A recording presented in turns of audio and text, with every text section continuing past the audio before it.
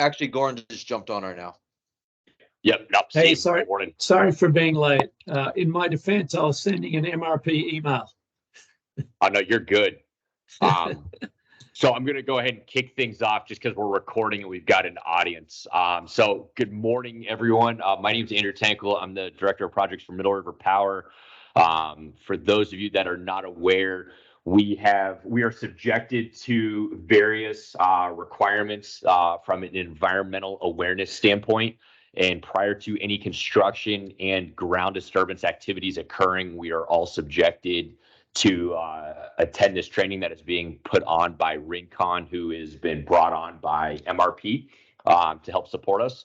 Some of you have probably seen a few of the names that are on here supporting our Henrietta project, but the purpose of today's training is to cover the site-specific environmental, biological, archaeological, paleontology, and a few other different requirements if any kind of ground disturbances, discoveries were made.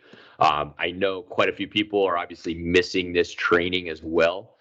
This is kind of meant for a information type purpose.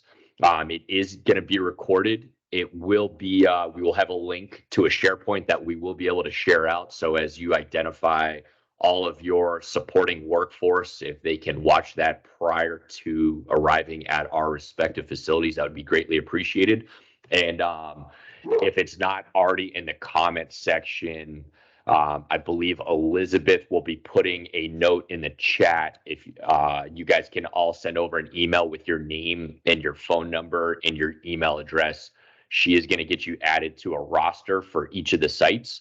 And as your respective subs and additional workforce watch the training, if they can send over their information as well, so we have a record of successful completion, that would be greatly appreciated.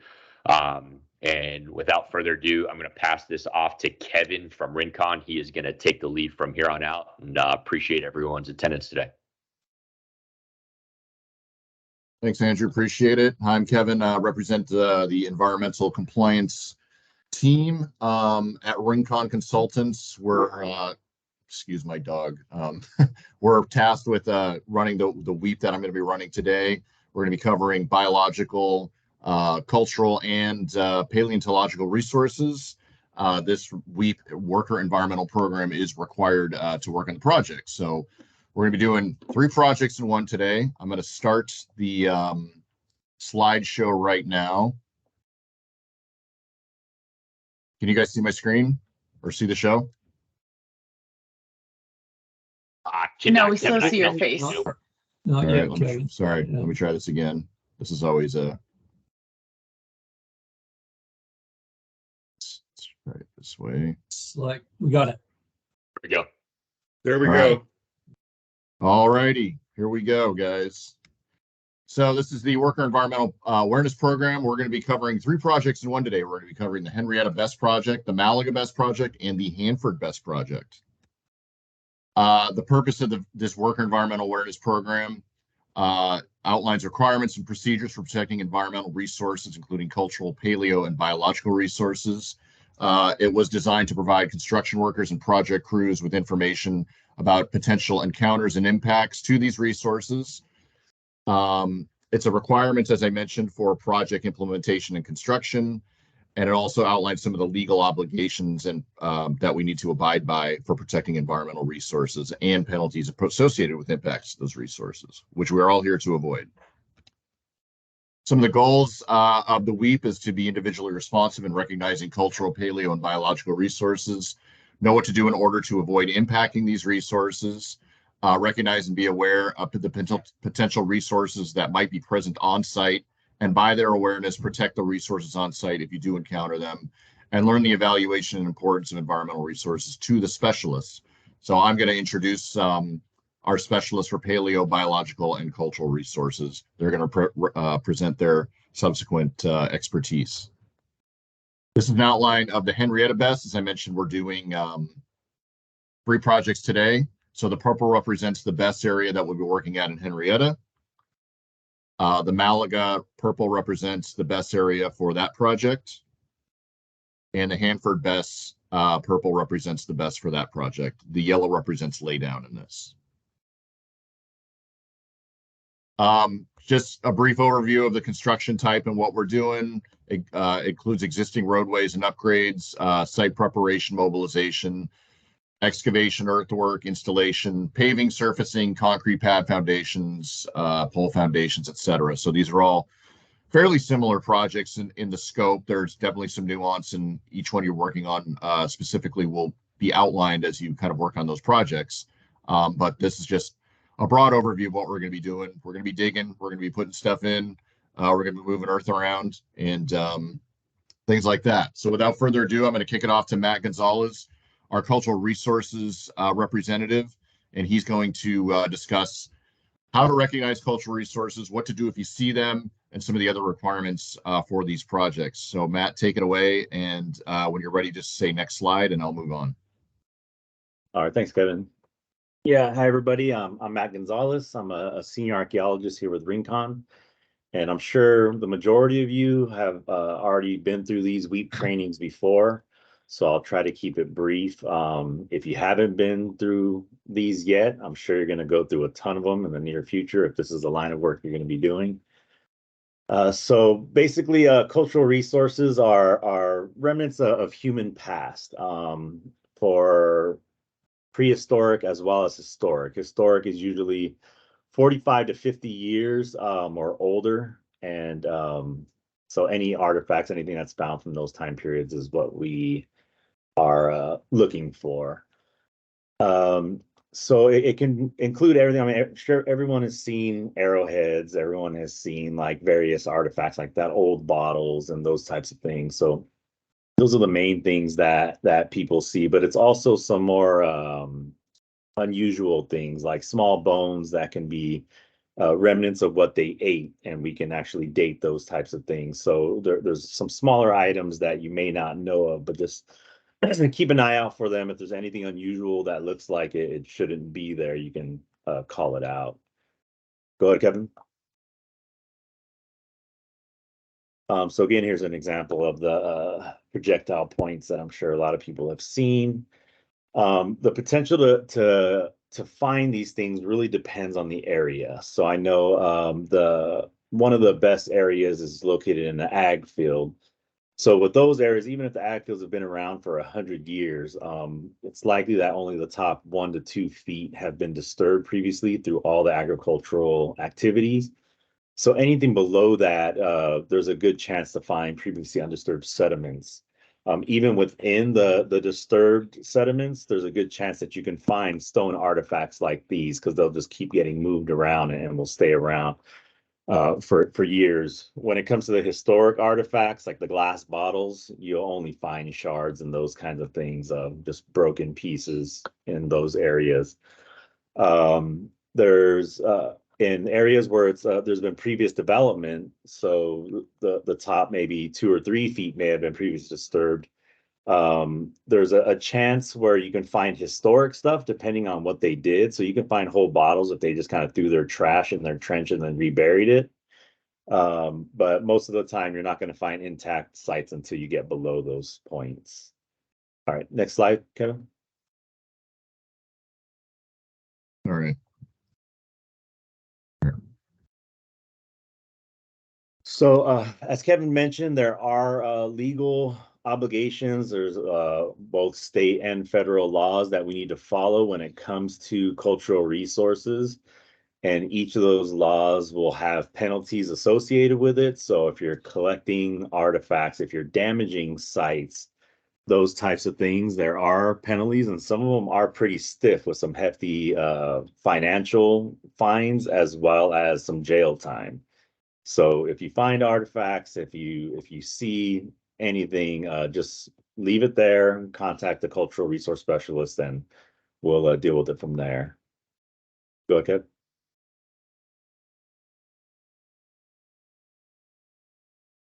Kev. Again, this is going with the penalties. Human remains, obviously, I haven't mentioned that yet either, but if we find human remains, avoid it, don't touch it, contact the coroner, and there's a whole process that goes along with that, where the coroner will come out identify it, see if it's related to a crime scene or if it's Native American in nature, and then there's different processes that come up depending on what the coroner finds. Go ahead. These are some examples of artifacts. Groundstone artifacts is what they use to grind up their food, to make meal or various things. So these are some examples of monos and hammerstones. And then on the right are some pestles. All right, next. Flake stones or lithic tools. Again, the arrowheads. There can also be some flakes or scrapers like we see here on the right, and some cores. Just basically stone tools that they sharpen to use for various purposes, cutting, chopping, hunting, those types of things. Go ahead. Middens are something that shows a little bit more deposition, where you'll be able to see it if you're trenching. You can see here in this photo here, it's a shell midden. So even though it's a cut here, it looks like it's probably eroded in this area, you can see that it's pretty deep. It's not just a superficial find. So those tend to have a lot more information potential in them, because you can see the layers of time that go through there and the use of the area. The same thing with hearts. You can find where they'll be building fires, and then if they use the same area for years, you'll see a depth of ash in that area from when they used it, and we can find again bones and stuff like that, and that they ate during that time. Next. Tribal cultural resources. This was something that was added within recent years. I believe it was 2014, 2015, to CEQA, the California Environmental Quality Act. And it's to protect tribal resources that they find to be significant. In the past, there was artifacts that were found, and unfortunately, not only archaeologists, but other people would be like, oh, this is just nothing. It doesn't mean anything. But to the tribe, it actually meant a lot more than people were giving them credit for. And it wasn't just artifacts. It was also places. It was also trees. It was also trails and stuff like that, where something significant happened there for the tribes, and they were just kind of getting blown through. So the tribal cultural resources was added to protect more of their resources. So a good example is trade routes. So when the tribes would trade between each other, it was footpaths. So there would be a beaten trail where there wouldn't be any vegetation. And then as in historic time, as the Europeans came and started moving into the area, they would make those trade routes into wagon trails or into roads, and eventually highways and freeways. And so most of the roads and stuff we have today were originally trails from the tribes. And when they were moving along those trails, if someone passed away, they would get buried right there on those trails.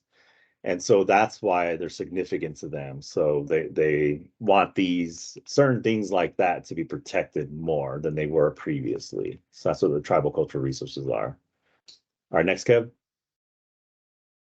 Historic period, again, if you guys have worked in the desert, I'm sure you've seen gigantic piles that can go on for acres of these cans. I'm sure you guys have come across bottles. These are considered historic period artifacts. So if you find these, we'll record them. If we're able to get data from them, then we will. Others, if it's just fragments or some of these kind of sanitary cans, we're not going to get much information from, but again, you see them, let us know. All right, next, Kev. Identifying artifacts can be a little tricky, just because it does take a trained eye.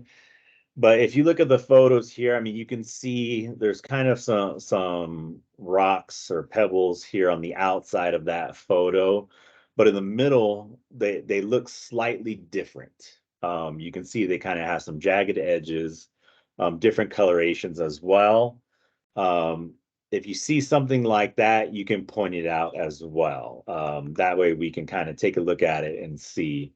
The same thing, the photo on the bottom, the pottery, sometimes it just looks like a rock. I mean, you can see the ones at the bottom are still covered in mud. It looks like a rock, but a lot of times there's slight variations that will kind of allow your eye to kind of focus on that, and you'll realize, hey, this is different. This isn't supposed to be here. This could be an artifact. So I know it can be tricky, but doing the best we can, that's all we can really do. Obviously, you guys haven't been as extensive training, but if you see something that looks out of place or unusual, let somebody know. Go ahead, Kev. Historic period, again, we're going to be able to notice most of the things because we still see a lot of the similar things today. If you're seeing just little rusted fragments of metal that are kind of in a pile, similar to kind of the bottom left corner of the photo below,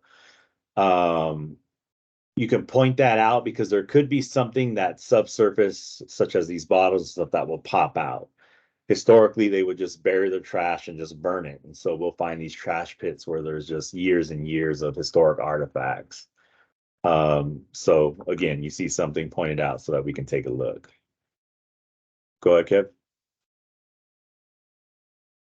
Kev. Here's another example of some of the buried sediments where you can see the deposition, the deeper soils, where obviously the top photo you see it's just kind of a normal sediment. Then all of a sudden there's something weird. There's an anomaly there that shouldn't be there. So something was going on.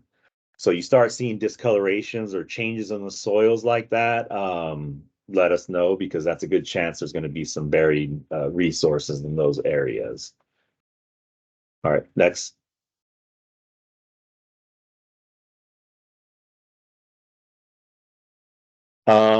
Similar to the ones in the previous slide were the prehistoric ones. You can see some shell and stuff in those ones. These ones here, it'll be a similar change in the soil, except you're not going to be seeing shell. Most likely you're going to be seeing cans and bottles and nails and pieces of wood and those types of things. Go ahead, next slide, Kevin. So the procedures, if you guys find something, we would like to halt all ground disturbing activities within 100 feet of that resource until a qualified archaeologist can get out there. Once we get out there, we can take a look and determine the significance, whether it's something that we need to do additional work for, or just kind of collect it and move on. Work can continue outside of that 100-foot area. So if you guys have other areas you can move to, you guys can do that. If it's determined to be significant, there could be potential other work that needs to be done, some excavations. If it's determined to be prehistoric or tribal cultural resource, the tribes will likely need to get involved to come and take a look as well. We'll need to probably do additional WEAP trainings just to let everybody know, hey, we're finding these resources in this area. So you guys really need to keep an eye out for these specific resources.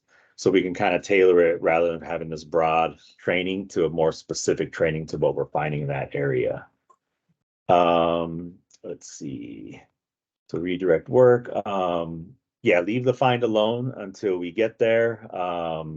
Again, removing artifacts, collecting artifacts, damaging the artifacts intentionally, hiding them, those types of things. There's laws protecting them, and there's pretty hefty fines. So try to avoid that. All right, next, Kev. Let's see. Okay, so there's some specific requirements for each of the BESS areas. So all ground disturbing activities for the Henrietta BESS that go to 4.5 feet have to be monitored by a cultural resource monitor. So any ground disturbing activities, there has to be a monitor on site. If you don't have a monitor on site, you need to let somebody know as soon as possible so we can get somebody out there. So that's going to require some communication between all parties. That way we have enough time to have somebody mobilized to be out there. The same thing with the tribal monitors. We're going to need requirements. Like it can't be a situation where you're like, it's Friday night and you're like, hey, we need somebody out there Monday morning or Monday afternoon. And hey, we need somebody out there tomorrow. Because it's likely going to have to push your schedule out in order for us to get a monitor there. So give us a good amount of time so that we can make sure that we have somebody mobilized for you out there. If cultural resources are disturbed or unearthed during that time, again, as we mentioned in the last slide, all work should be halted in that area. And the cultural and Native American monitors will evaluate it there. Since they're on site, we'll just have to move 50 feet away. So that way we can have that area safe so that they can get in there and look, and then you can get back to working from there. Let's see. Again, if it's found to be significant, and especially if it's like human remains or something like that, additional work is going to need to be done. So work in that area is probably going to be stopped for a little while until we can get it all evaluated. All right, go ahead, Kev.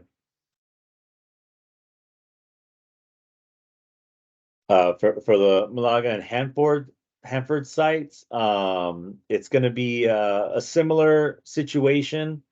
Where we'll have to stop the 50 feet if something is found, notify your supervisor, and an archaeologist will be called to evaluate it. So for those two sites, because of the previous development, there won't need to be a monitor there present during all activities. But if we do have an unanticipated find, monitoring may be required beyond that point, depending on what is found. All right, go ahead, Kev.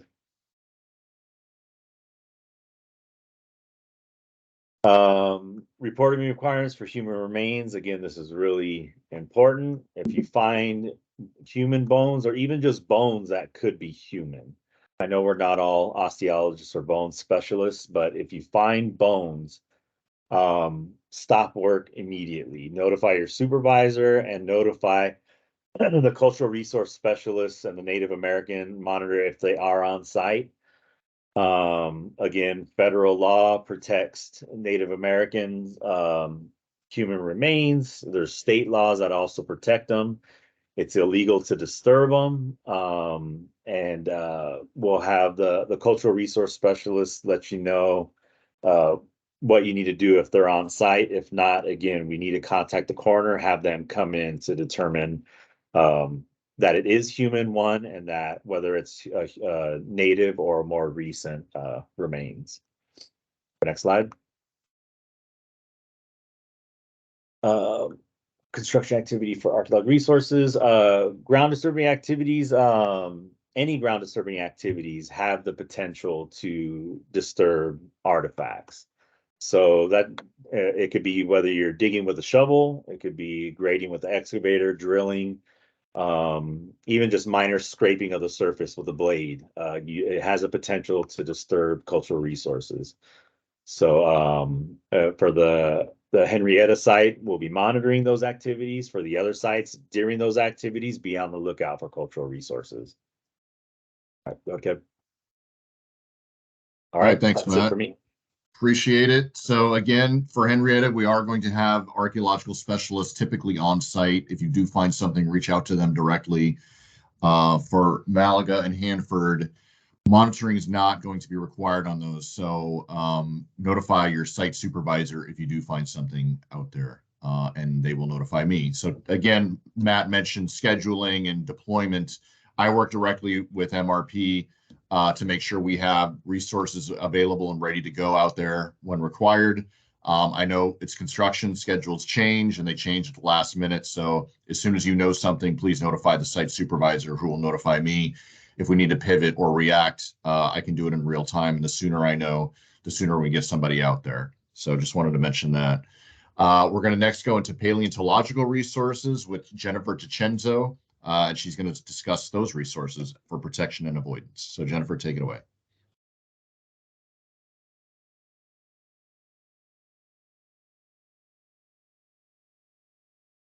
Hey, Jennifer, you're muted. Thank you.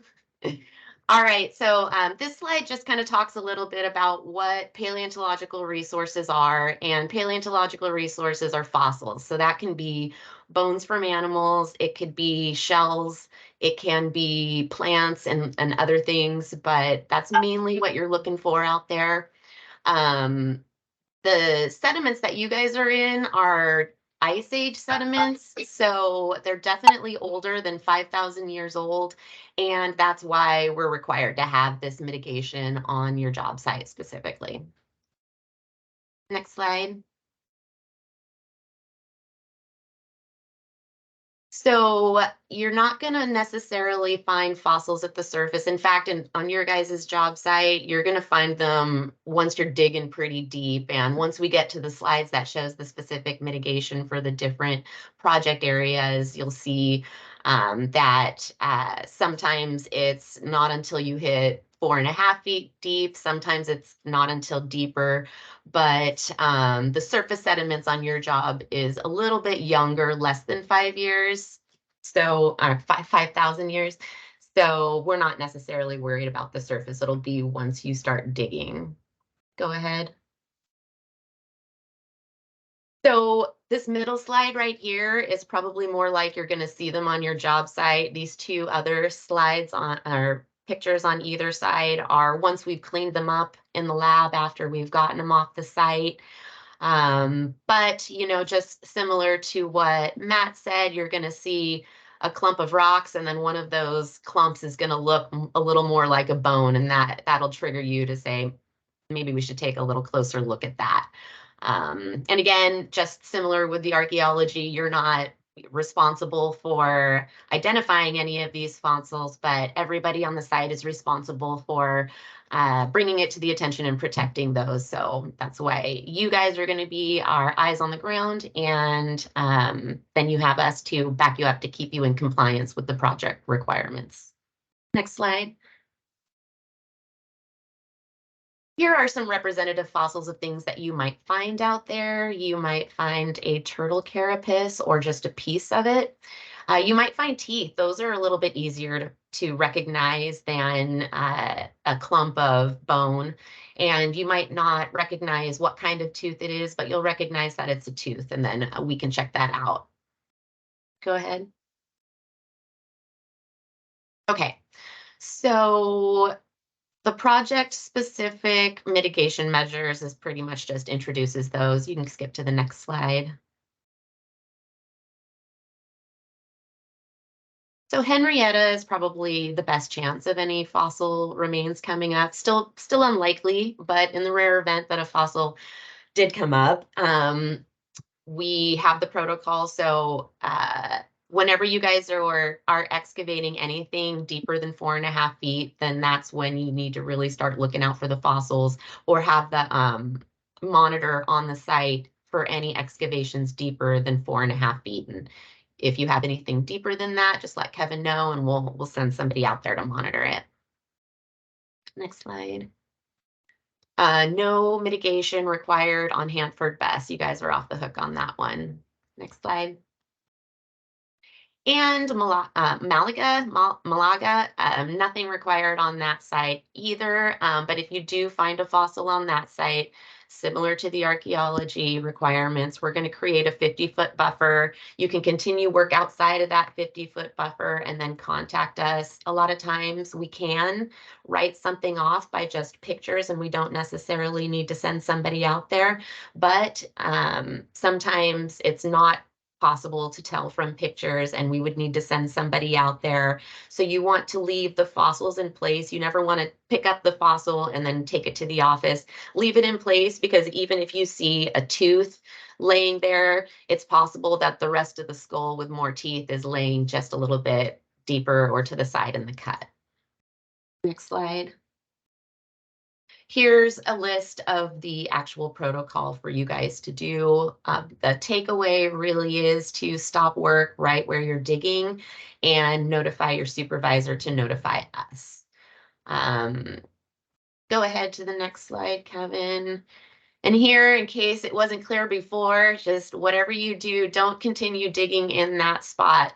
just give us a call, let us know. We will take care of it as quickly as possible and get you back working in that area as soon as possible. So this is, again, a very similar slide to the archaeology slide. These are the types of digging that it could be, but any excavation, especially any excavation deeper than 4.5 feet at Henrietta, has the potential to disturb paleontological resources.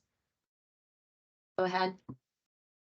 All right, thanks, Jennifer. Appreciate it. So that was a quick review of what paleontological resources might be encountered, kind of what they look like, and best protocols for avoiding them, and also, importantly, notification to the site supervisor or the on-site monitor. If you do see something for further inspection, leave it in place, check it out. It may not be anything and we'll be on our way. But again, don't continue digging and don't pick it up, because that could create a longer, turnaround time to get back to work.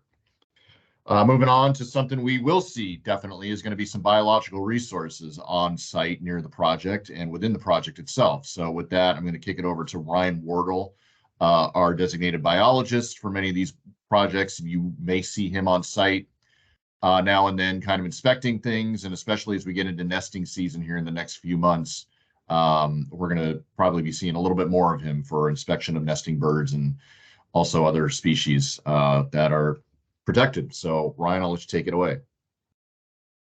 Sweet. Morning, guys.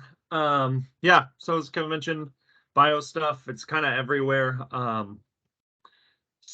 Kind of just depends on what species and resources we're looking at. There's a whole bunch of different laws about it, federal, state, as well as even international, like the Migratory Bird Treaty Act and Bald and Gold Eagle Protection Act, some of those, just because, these birds that migrate through a dozen different countries through Central America to get up here, it's kind of even international law at some point protecting these things. So similar to other resources, there's a lot of penalties that could come with damage or harm to those, some specific to the project, some that could even be personal liability on those. So similar to everything, let's just make sure we're doing our best to stay in compliance and avoiding any problems resulting from that. So next slide.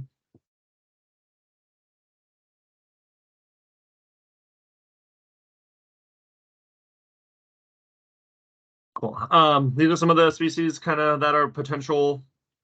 It's going to vary slightly between each of these projects, what really has the potential to occur, but kind of they're all similar-ish areas. And so always a loose potential for any of these. The San Joaquin kit fox, Swainson's hawk, raptors and nesting birds, and then certain local tree ordinances have protections as well. So we can kind of go through each of those. I think there's a slide for each if we want to go forward.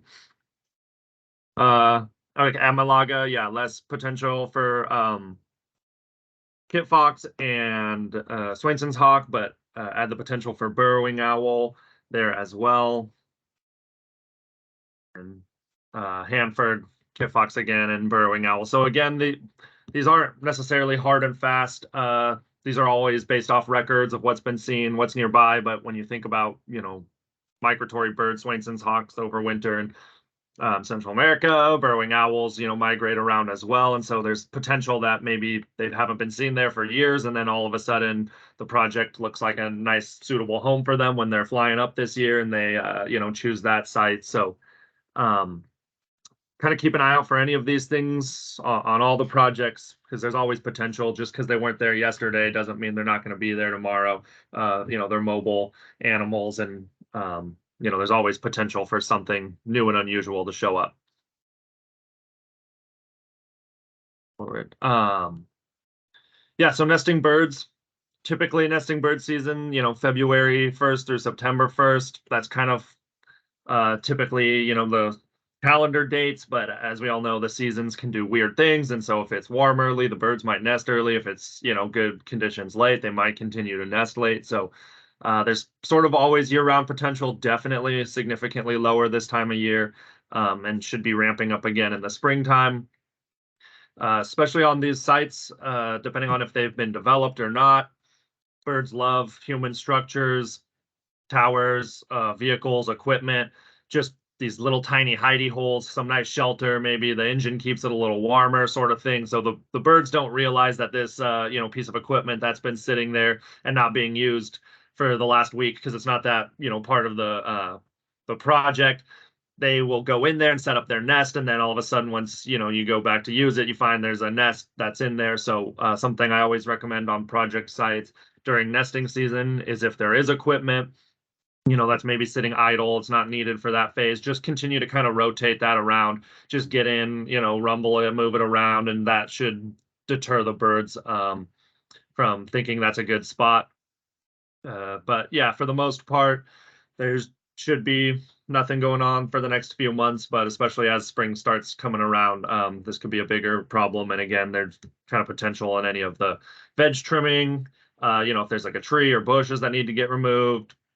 Birds could be nesting in there. They're not just in like trees. A lot of birds even nest on the ground in little tufts of grass. So kind of any natural area that's, been undisturbed for any period of time, birds will take advantage of that. So especially during the spring, keep an eye out for this. Even otherwise, if you do see anything. And actually, will you go to the next slide, Kevin? I think there's one more for this.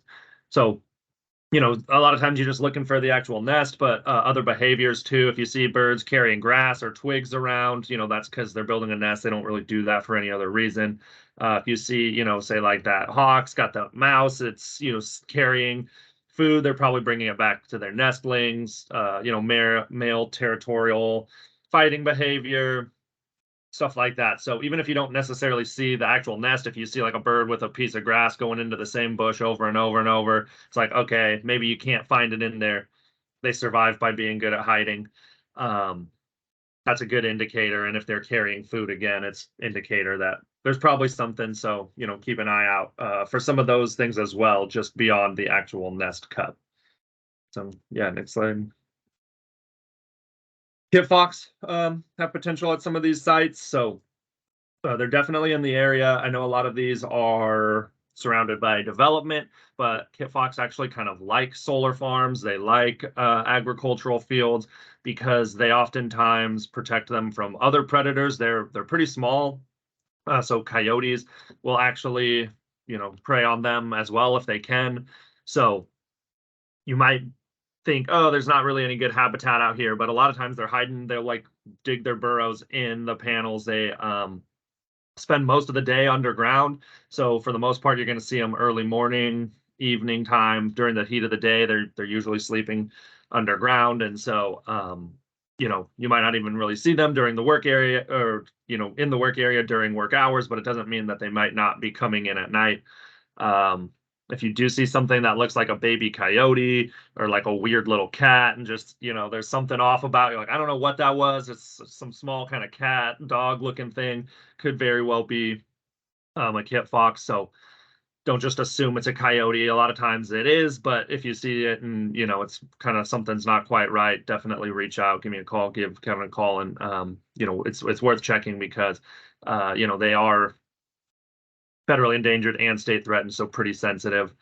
And another note is they're foxes. They're very curious. They will come into the job site if you're leaving food and trash and everything around, like that will actually like draw them in. So always make sure in these areas to be really good about keeping trash, lids on and getting things off site as appropriate, because we don't want to be like luring them in if they weren't there and then all of a sudden they, find some wrappers or something, and now they're going to be showing up every night and causing problems. So trash is really important with these guys. Yeah. Burrowing owls, they're pretty much the only kind of owl looking bird that's going to be in a hole in the ground. So if you see something that looks like that, there's like a hole and there's an owl in it, it's probably a burrowing owl. They typically will take over old squirrel dens or old fox dens. So if you are seeing, larger holes, a couple inches in diameter holes throughout the project area with like, bird droppings and pellets and stuff, that's another good indicator that, there may be a burrowing owl present. The one thing that I will note about these guys too is they love pipes. So if at any point there's any kind of like pipes that are being staged or equipment similar to that, make sure to like cover it with some plastic, put an end cap on it, because they'll see that as like their perfect little burrow and go in there. And then all of a sudden, when you go to start, moving that equipment, there's a burrowing owl nest in there. That's a, big problem for that. So definitely any like kind of hole type pipes or other similar material, make sure it's covered. And then as well, just sort of keep an eye out for burrows and stuff within the area. They do migrate throughout the year. They kind of change between winter and summer habitat. So again, just because they're not there at one time of year doesn't mean they can't show up at some point. So another one, just don't get complacent on equipment staging and stuff like that, because they could just show up any night and be there. So yeah.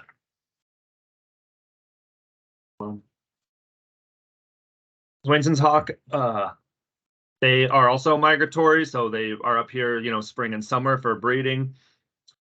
So throughout the winter, really low potential, almost no potential this time of year for them to be on site, never none. As always, these are animals and they have minds of their own, but during the spring and summer, as they come up, they will find their nest sites. They also forage over open grasslands, and so a lot of these kind of agricultural sort of, fallow fields, stuff like that, they love in these areas. They kind of need a little bit more nesting structure, so keep an eye out on transmission lines, towers, other project stuff. They're not going to be like nesting on the ground or anything like that. They kind of need a little more, but if you do see any large stick nests in a tower, any hawks, they are related to red-tailed hawks, and they come in a bunch of different color morphs, so they can actually be pretty tricky. So if you see like hawks building a nest on site, those are also protected anyway, not as sensitive. But just any hawks in the area, any big stick nests, definitely let us know. We can come out, scope those out. They typically can even reuse the same nests year to year. So if it was like, hey, there was one here last year, even if it's not active right now, we may come back in the spring and just see if it's been reutilized. So they should be fairly obvious. Big hawks soaring around. The nests are pretty large and going to be fairly conspicuous, but just in general, if you see any kind of hawks being active on site repeatedly, that's definitely worth raising a flag about. Yeah, and again, you can go through these at a different point, but there are penalties, jail time, fines, some that are even specific to the individual. So don't just assume it's sort of like, this will go on to the project, they'll pay the fine and we'll, keep the project moving. That's not the case. Could be personally liable for harming these species. So just in general, it's better if you don't see a little fox or something, raise that flag and we'll come check it out. Yeah, just kind of a lot of general measures work pretty well here. Don't be speeding through the work area, especially, with potential for foxes. They're like, dogs. They'll just run out in front of traffic. And so, they're not smart. They don't understand that kind of workflow. So, keep an eye on kind of speed through the work area, equipment and stuff like that. If it's, leaking, oil spills, those are all just sort of basic things. But definitely, if that is an issue, something that needs to be addressed. So just keep an eye out for any kind of leaks or runoff. I don't think any of these projects have any kind of waterways or creeks or anything sensitive, but especially during the rainy season, there's always potential for stormwater runoff and things like that could become a problem if so straw wattles, just kind of typical best management practices. Should be good. And yeah, just a couple of reminders again. Trash can be really attractive to wildlife. Just a bag of Doritos or something that kit fox gets one time is going to make it come back every day hoping for more. So be real cognizant of that. We don't want to be attracting anything into the work area. Excavation, same thing. If it's a big open trench, stuff can fall in there. Always have a ramped end, or put a 2x4 in there at an angle or something to that effect, so that any excavation is either covered overnight or has an escape ramp to prevent things from falling and becoming entrapped. Pipes, like I said, look like burrows to owls, to foxes, to other things, and they'll come and set up shop in there. So make sure that's covered, and then avoid the use of any poisons, rodenticides, stuff like that, just because you never know what's going to eat that. And just avoid poison. So I think that's it. Is there one more? Yeah, if there is anything, again, just give us a call. If it doesn't look quite right, if you don't know what it is, just kind of let's assume something sensitive. Don't really be, picking up nests or moving stuff like that. It's just leave it alone, and always take photos if you're not sure, like, hey, is this something? What is this? And if it's nothing, we can let you know. But if it's like, hey, that's actually a, special status species, that's something sensitive, we'll get out there right away and kind of figure out exactly what needs to get done to proceed. So just as always, kind of better to just observe, don't mess with anything, and kind of check in, and we'll come figure it out from there. So I think that's and this is kind of stuff I already mentioned: trimming trees, grading areas that have not been previously disturbed, leaving pipes, trash, just kind of common sense stuff, what could be impacting wildlife.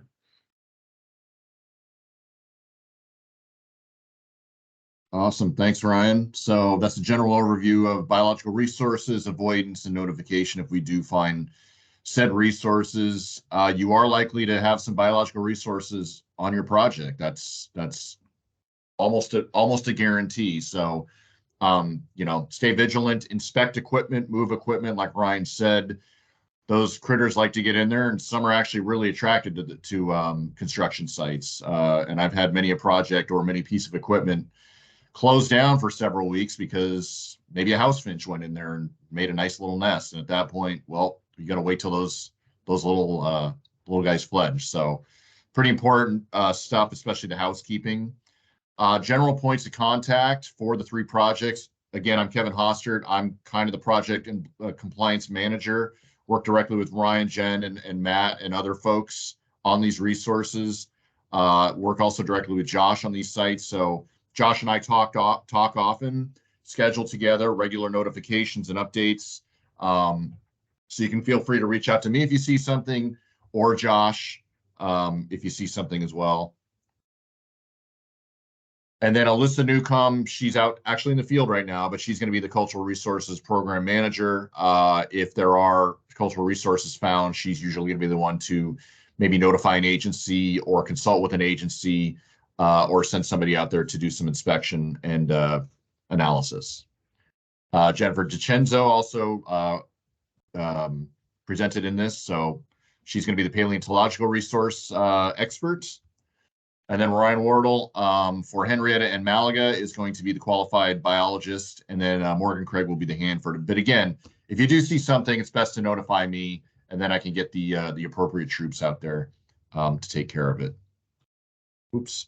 So that kind of ends the presentation and the WEAP. Again, we're out there to make sure this project gets delivered. We're not out there to get you in trouble or trick you or tell on you or anything like that. We are to make sure this project gets built on time, on budget, and in compliance. So the more communication you have with our team, the more likely that is to happen.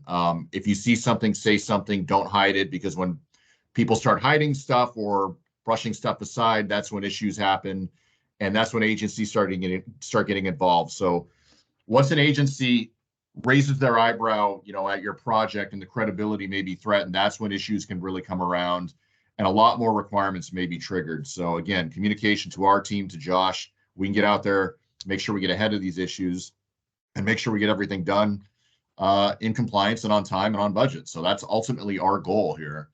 And with that, I'm going to open it up to questions. So that kind of concludes the WEAP training. Hi, everyone. I just wanted to chime in case not everyone has seen the comment in the chat, but if you could all email me with the name of the people that attended from your company and the phone number and the company name, just so that I can record it. It's a requirement for this WEAP training. I've received some emails, but just missing a few additional people. And it's her email is in the chat, but I'm going to spell it out. It's PPRATAP@rinconconsultants.com. Rincon is spelled RINCON. So that concludes the WEAP training. Please notify Priya, send her an email with the persons that attended this. Every person working on these projects is required to attend the WEAP training as well as the safety training. And those are 2 separate things. Josh typically will be the person having you do the safety training, but the WEAP training is recorded. So anybody coming on site does need to watch this training.